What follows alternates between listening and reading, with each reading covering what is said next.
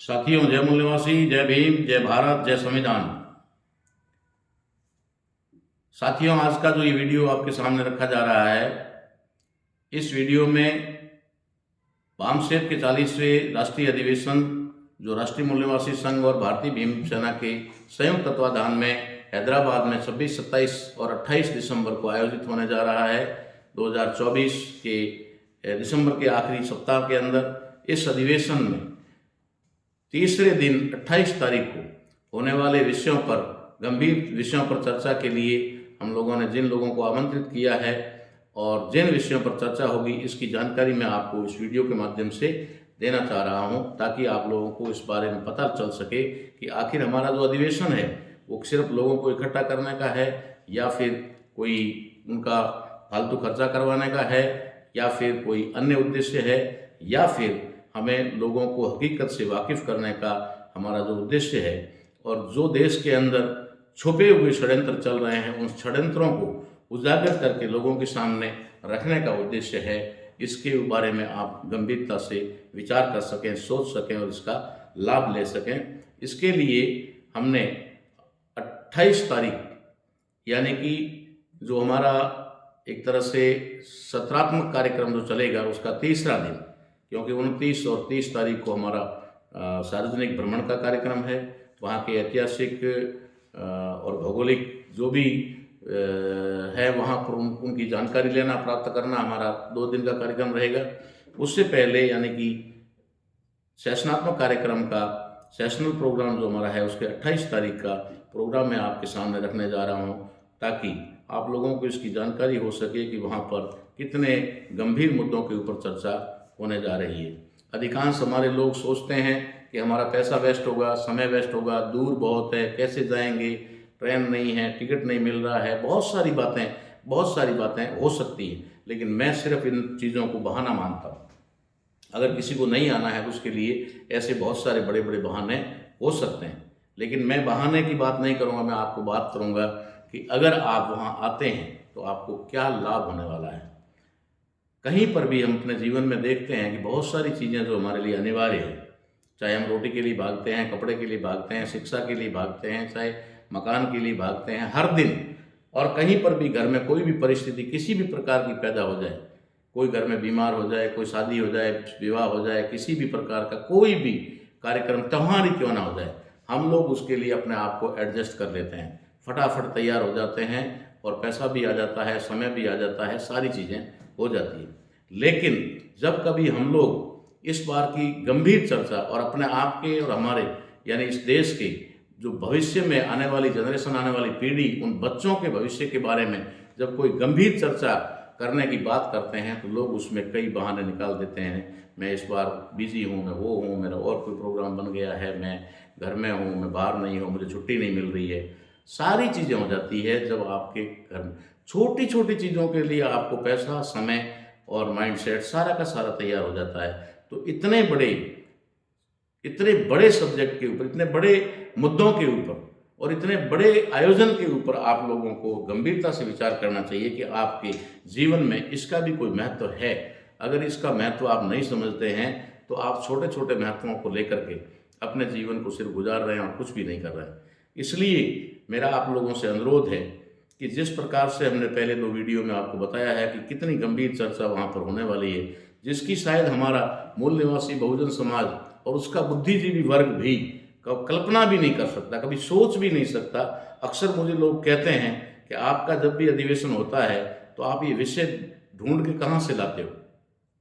मैंने कहा भैया, हम गोताखोर हैं, जैसे समंदर के अंदर गोताखोर गोते लगाता है तो वहाँ से उसको जो भी वहाँ पर उपलब्ध होता है समंदर के अंदर वो मिलता है, तो वैसे ही समाज के अंदर हम लोग गोतेखार, हम गोताखोर हैं और हम समाज के अंदर से ढूंढते हैं कि हमारे समाज की समस्या क्या है। समस्या है तो ये समस्या पैदा किसने की, पैदा अगर की है तो इसका समाधान कैसे होगा, इसके ऊपर हम लोग गंभीरता से चर्चा करते हैं। इसलिए साथियों, ये हमने अधिवेशन रखा है और आप लोगों से अनुरोध है कि आप सारे बहाने दूर करके, शायद किसी भी परिस्थिति में कि मेरे जीवन में ये बहुत ही ज़रूरी है ऐसा मान करके, साल में एक बार होने वाले अधिवेशन में अगर आप भाग लेते हैं। सब्जेक्ट हमारे हर साल चेंज होते रहते हैं, परिस्थितियाँ बदलती है, इसलिए चर्चा के विषय भी बदलते रहते हैं। तो इस अधिवेशन के सेशनल प्रोग्राम जो हमारा है उसके आखिरी दिन यानी 28 तारीख को हमारा पहला सेशन जो प्रतिनिधि सत्र क्रमांक 2 के रूप में 9 बजे से 1 बजे तक चलेगा, उस सत्र यानी उस सेशन के अंदर हमने विषय रखा है कि ईवीएम के माध्यम से सत्ता पर काबिज होने का खेल मूल निवासी बहुजन समाज यानी SC ST OBC और धर्म परिवर्तित मूल निवासियों को सत्ता से वंचित कर उनके अधिकार समाप्त करने की सोची समझी साजिश है। ये विषय हमने वहां पर रखा है कि किस प्रकार से हमारा दुश्मन ईवीएम को हथियार बना करके सत्ता पर काबिज होता है, कभी कोई करके कभी कुछ करके येन केन प्रकार वो सत्ता में काबिज हो रहा है। और वो सत्ता पर काबिज होकर के चाहे पार्टियों के नाम अलग हो, संगठनों के नाम अलग हो, कुछ भी हो, लेकिन उनका उद्देश्य कभी नहीं बदलता है और वे अपने उद्देश्य पूर्ति के लिए काम करते हैं। इसलिए उनको पता है कि हमारे विरोध में जनमत तैयार हो रहा है, उस जनमत को डाइवर्ट करने के लिए ईवीएम का सहारा लेकर के वे लोग हमारे अधिकारों को समाप्त करने के लिए सत्ता पर काबिज होते हैं, ताकि मूल निवासी बहुजन समाज के अंदर जो राजनीतिक चेतना आई है, जो मान्यवर कांशीराम साहब की वजह से जो भी राजनीतिक चेतना आई और उसकी वजह से आज हम देख सकते हैं कि हमारे लोगों ने जिलों में और घरों में यानी कि हर राज्य के अंदर सैकड़ों राजनीतिक पार्टियां भी